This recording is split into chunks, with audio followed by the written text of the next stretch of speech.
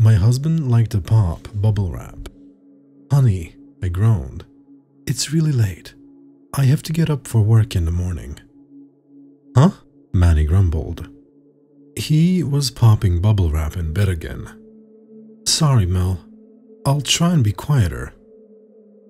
He was still too noisy, but I let it go. He had recently lost his job. Manny used to work in a warehouse, packaging boxes to be delivered. It was going fine until he was fired. He told me it was because the bubble wrap in the deliveries he sent was all popped. Even though they repeatedly told him not to pop the bubble wrap in his packages, he still couldn't help himself. He had been unemployed for a few days. It had been 5 years since we married, and we still had a strong relationship. We were both on our way to our mid-30s and considering having children. We were the odd couple. We were Manny and Mel. It's how the locals always saw us, always together. I remember the first time we fell in love. I was the one who fancied him. He was cute, with bright brown hair and brilliant blue eyes. I still love him, and I really miss him. Manny was awkward. He was different. Not the bad kind of different. He was just peculiar. He always saw the world in a different light from everybody else. He wasn't a genius by any means. He was just unique. And he was kind. Kinder than any other man I had ever met. He wasn't lonely either. He could have lived a life of solitude, but he struggled to socialize. I think that made us work well together. I was the social front of our relationship, and he was the deep thinker. He had his quirks, but they never really stopped him until he was fired. Of course, Manny's most notable quirk was his strange obsession with popping bubble wrap. Yet, some people found it odd, but I always thought it was normal. If you knew him, you would understand. And who doesn't like popping bubble wrap? Everyone does, even me. Manny just enjoyed it more than everyone else, and he was never ashamed to admit it. I thought that was really bold of him. I still did find it annoying occasionally, but I could look past it. You'd be surprised how many people judged him for it. The next day I returned from work. Manny was outside our flat, fumbling around with 5 person-sized rolls of bubble wrap. I was just as surprised as I was pissed off. Where the fuck would we keep them? We live in a flat. I stomped up to Manny, who was trying to pick up 2 rolls at once. Well? Okay, Mel, hear me out, he stammered. It may look like I splashed $120 on bubble wrap, but I got them at a reduced price. No, that's not the fucking issue. You told me that your hobby wouldn't grow out of control. Plus, where the hell will we keep all this? Oh, come on. We can easily squeeze it all in the laundry room. The laundry room? I yelled, my voice squeaking. Okay, how much did you spend? About $12, he said, sounding cooler this time. I could not deny how cheap that was for a 100-meter-long bubble wrap. Oh, okay. Was there some bargain sale for bubble wrap going on then? Well, you see, the thing is, he seemed to lower his voice, as though he knew some government secret. While I was looking for a new job, I found this website that sells bubble wrap at a reduced price. It was called Bob's Bubble Wrap or something. I'll send you the link on WhatsApp. He got out his phone and a few seconds later my phone dings. While he lumbered the bubble wrap into the flat, I tried using the link. This site can't be reached. Manny, this link does not work. What? He said midway to our laundry room.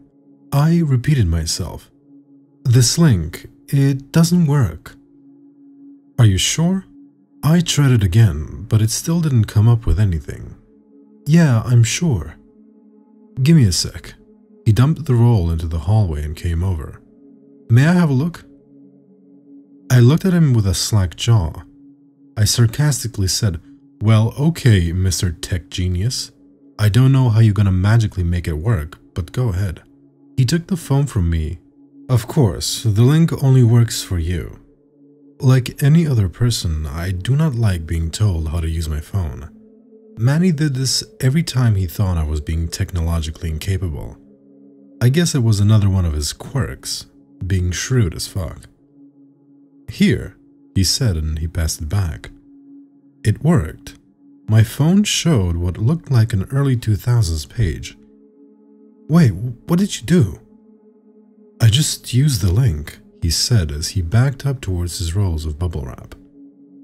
I looked at the site on my phone. It was the strangest site I had ever seen. The title read, Bob's Bubble Wrap for Poppin'. It sounded like it was written by Ned Flanders. I read the description. Have you ever been wondering why the world uses bubble wrapping for delivering and not a poppin'? Well, my goal in life is to try and make bubble wrap the pop for all bubble wrap enthusiasts' heart's desiring. No strings attached, and everything on here is a lower pricing you're ever getting. 10% the usual pricing. Buy now. Like what? What is this description? How is this site selling this shit to anyone, excluding my husband? This just made me laugh. Anyway, I decided to look at some of his products. He wasn't lying. From widths of 300mm by 100 meters up to 1500mm by 100 meters. My husband had gotten 5 rolls of the latter, obviously. He also sold them in all the colors of the rainbow. Thank God Manny only got plain white. The other colors looked childish. It seemed so pointless. A whole website just to buy bubble wrap. It smelled funny, but what harm could it bring? I read the disclaimer at the bottom, but only remembered it later. I regret that now. I approached Manny. He had just laid the rolls of bubble wrap out on the floor of the laundry room. How did you pay for this? Did you buy it in store or? No, they must have delivered it here. You mean for free? He grunted credulously. I guess so. I did not ask how he paid for the bubble wrap itself. Thank God you weren't scammed, you numpty, I said with a hint of annoyance. I hope it was worth it. Now you have plenty of bubble wrap at least. Yep, this should keep me going for a while, he said, stretching his arms and groaning. He then lay back across the bubble wrap, feeling its bouncy consistency. Can you imagine what sex would be like on this stuff? What? I said, giggling. Sometimes my husband would say the most random and funny-ass shit of all things. Are you for real? He just gave me a look that screamed, "You betcha I am." I laughed out loud at this. Come on, let's watch some Netflix. I'll leave you to guess whether we had sex on the bubble wrap bed or not. A couple of weeks went by with nothing of note happening. Manny remained unemployed, and I kept our boat afloat. So scratch what I said earlier about him being capable of living by himself. Living a life of solitude. He would most definitely sink without me. I was talking with Jane, one of our neighbors. We did this every time we would run into each other outside the flat, more out of politeness than shared interest, as you do. She was talking about one of the neighbor's cats that usually visits her. You know Mel, the one that keeps bringing me presents, she prodded. Oh, you mean, what was its name? Connie? I suggested. That's right, Connie. Unfortunately, I heard she died recently, she said sadly. I was not surprised. Pets die all the time. Yet I still acted sad. Oh, what a shame. Well, yes. She donned on the face she puts on before gossiping. They apparently found her almost unidentifiable, except for her collar. I frowned. So, she was killed by someone? Perhaps, but they could not tell. When they got a veterinary to look at her, the veterinary couldn't say how she passed. But rumor has it, she looked like she exploded. I let out a short laugh and then inquired, "What?" Jane chuckled as well. "I know! Exploded! Cats don't spontaneously explode, do they? I don't really believe that. Who is to say how she passed? I don't know where that rumor came from. It sure sounds way too steep to me." She then lowers her voice back to her normal volume. "Oh, I will miss her. It wasn't long ago she brought me a scrap of bubble wrap. It is probably your husband's collection." I just nodded at this. "How is Manny at the moment, anyway?" "Oh, good. Still looking for work. He hasn't given up yet." The conversation rambled off from there. It was not too long before Manny started changing. I was walking past the bathroom one morning when I heard it. Pop, pop. Manny was in the bathroom. It sounded like he was popping his bubble wrap in there. This was very unusual of him. Plus, the popping noise didn't sound the same. It sounded wetter. Then he made a pained noise. It was like he was trying to repress the sound. If something was wrong, I knew he wouldn't make a fuss unless he knew it was serious. "Honey?" I called. "Are you alright?" With a sudden stir, he yelps, "I'm fine." "Are you sure?" "I'm good, I just hurt myself like an idiot." "Well, okay." I moved on. Later, I noticed loads of band-aids from our medical cabinet had been used. The packaging had been crumpled as though Manny had desperately scooped them out of the box. He was lying down on the sofa popping more bubble wrap. "Have you been using the band-aids? Almost all of them have been used up." I knew he had, but I felt he needed to admit to using them. He looked towards me slowly and robotically said, "Yes, I accidentally cut myself." "Multiple times?" "No, I just didn't apply a few of them properly at first." I looked sternly at him. "How did you cut yourself?" "It's a bit embarrassing, but I think I did it on a bubble wrap." "Oh, really?" I had felt the bubble wrap and maybe popped some of it, though it didn't seem too sharp. If anything, it was soft and cushioned. Still, I had no reason not to believe him, so I decided it wasn't worth interrogating him. Then suddenly it got a lot worse. The evening news was on, and Manny got up to get something from the kitchen, but he seemed to trip.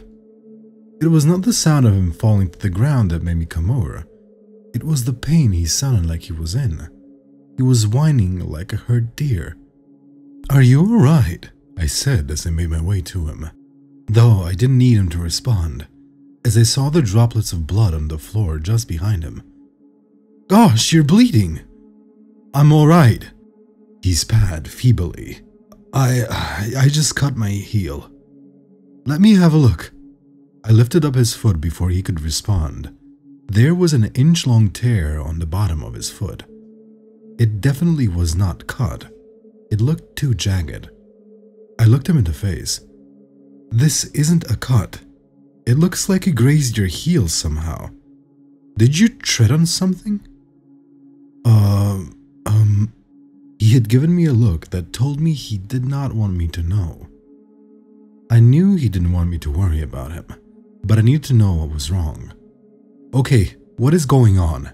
You look like you're hurting and you won't tell me why." I gave him a severe look. "Please, we're partners. Tell me what's happening." Manny looked back at me, and I could immediately tell he felt what I felt. Worry and confusion. "I'm sorry," he said. "It's just, I don't really know. Honestly, just look."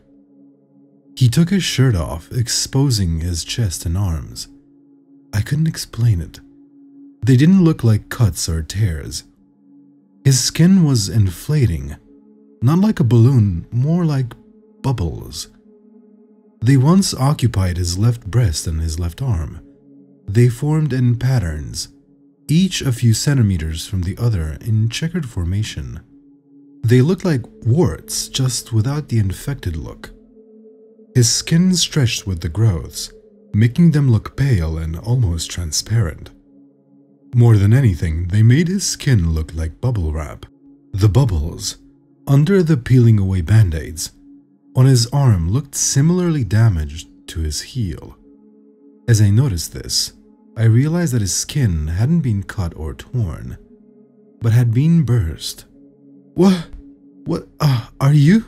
I stuttered, now hyperventilating. Are you having some kind of reaction? I don't fucking know, he said, anger and fear now very present in his voice. I don't know what is happening. My skin started doing this yesterday. They just keep coming back, no matter how many times I pop them. And nothing but air comes out of them when I do. My arms are numb and... He suddenly flinched at the sudden movement on one of the bubbles on his arm. They were fucking growing. He raised his other hand to pinch one of the bigger ones. At first I didn't think he would. It was the size of a marble, but then he just... I don't know how to describe the sound. It popped, hissed like a deflating balloon and spat out blood. He then did it again, to the next one along, and then again. I just watched him for a few seconds in confusion. As I looked at him, I recognized his expression. It was the same satisfied look he wore while popping his fucking bubble wrap. Just this time, slightly pained. Then I figured he was not doing it out of necessity, but compulsion. Stop! I yelled, reaching for his right arm. I held it away from the bubbles. Don't, you'll make it worse! He kept trying to pull his arm towards the bubbles while pushing me away. His compulsion was too strong. It was only when I heard his breath. It was starting to struggle, like he was choking on a new potato or something. He bent forward suddenly to try and choke it up, yet was completely unsuccessful. Hold on, breathe, I pleaded while he weighed down on me. Just hold on. I finally came to my senses. I need to phone an ambulance. Wait here, I'll call the ambulance. It pained me to leave him in that awful state, but I needed to get my phone. It was on the coffee table. I picked it up and called an ambulance. Emergency. Which service? The operator boomed. Everything after that was a blur. I remember sobbing wildly into the phone while the handler desperately tried to understand what was happening. The paramedics came and delivered Manny to A&E. I only became aware of my surroundings again when I started to calm down. I was in the hospital corridor when the doctor came to me. Mrs. Watts? Yes? I spoke up with confidence. Is Manny all right? He looked at me with an expression which meant bad news. He is all right. He is still struggling to breathe, but he paused. We're still trying everything we can to stabilize him. What's wrong with him? I asked. We don't exactly know. We first thought it was anaphylaxis, but now we think it's air embolism. Air embolism? He then started using a lot of medical jargon, so I will try and explain it to the best of my ability. Air embolism, he explained, is when air gets into the bloodstream, blocking it and causing blood vessel blockage. To make it easier to understand, it's like that one scene from JoJo's Bizarre Adventures when Kira, the antagonist from part 4, is attacked by a stray cat. Stray cat puts an air bubble into Kira's arm, causing blood vessel blockage. As it is said in the anime, if Kira did not remove the air bubble, it would make its way to his heart, killing him in minutes. Why was my husband still alive then? That was what the doctor couldn't figure out. Instead of the air in Manny's blood traveling to his heart, it was collecting in his bloodstream, creating bubbles on his skin. My current theory, he said, is that some unknown force is taking the oxygen out of his blood cells and amassing bubbles in random places in his bloodstream. We still can't figure out why they are in organized patterns or why it is happening at all, but we will do everything we can to find out. If we keep the bubbles forming in his bloodstream small, we can at least keep his blood circulation stable. So what's causing him to choke? Well, from what we can tell, a big one started forming in his throat. He stared at me gloomily. If we don't do something about it, he could suffocate. But if we pop the bubble, he may bleed to death. Our options are limited. I teared up when he said this. I didn't want him to die. Can I see him? The doctor nodded and he showed me to Manny's room.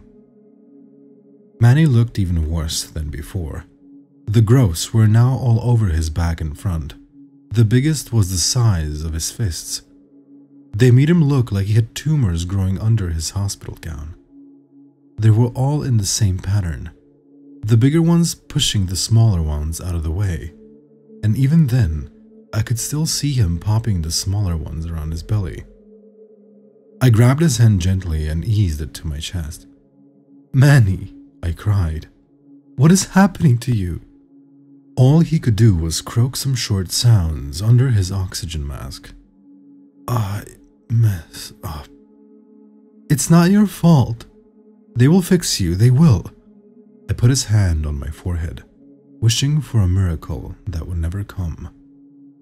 The bubble in his throat, now visible and the largest, bulged as it grew a few more inches. He gasped as his throat closed up even tighter. "Manny!" I pleaded. "Breathe, please breathe." Come closer. I put my ear right beside his mouth. "What is it?" He coughed once more before finishing. I love you."